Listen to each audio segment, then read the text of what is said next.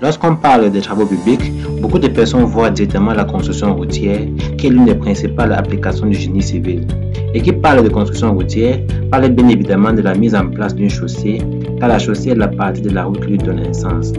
Cette formation concerne non seulement les ingénieurs et techniciens de génie civil, mais aussi les topographes, les urbanistes et toute personne désirant apprendre ou à se perfectionner dans le dimensionnement des chaussées. Cette formation qui allie théorie et pratique est divisée en 4 grandes parties.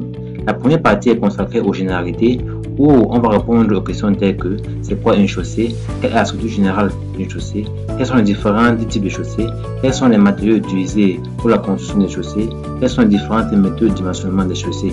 Et nous terminerons cette partie en faisant un gros plan sur la méthode française qui est celle enseignée dans cette formation.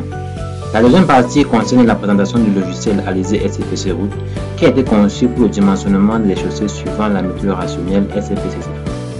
On découvrira donc dans cette partie la bibliothèque des matériaux, la feuille de calcul des valeurs admissibles, la feuille de modélisation et les calculs de la structure sous charge de référence. La troisième partie sera consacrée aux exemples d'application. Dans l'exemple d'application 1, nous verrons comment dimensionner une structure de chaussée souple traditionnelle.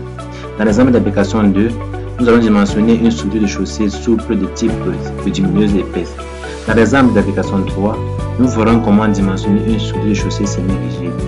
Et enfin, dans l'exemple 4, nous traiterons le cas d'une structure de chaussée rigide. Ces différents cas pratiques seront effectués en s'appuyant sur les normes et documents techniques en vigueur.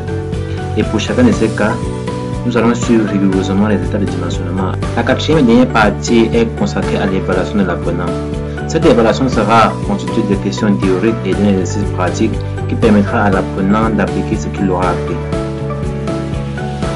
À la fin de cette formation donc, vous serez capable, connaissant les données d'un projet de construction routière, de déterminer le type de chaussée approprié, la nature des matériaux à utiliser et les épaisseurs des différentes couches. Je m'appelle Romario Camela, ingénieur de conception de génie civil et géotechnicien.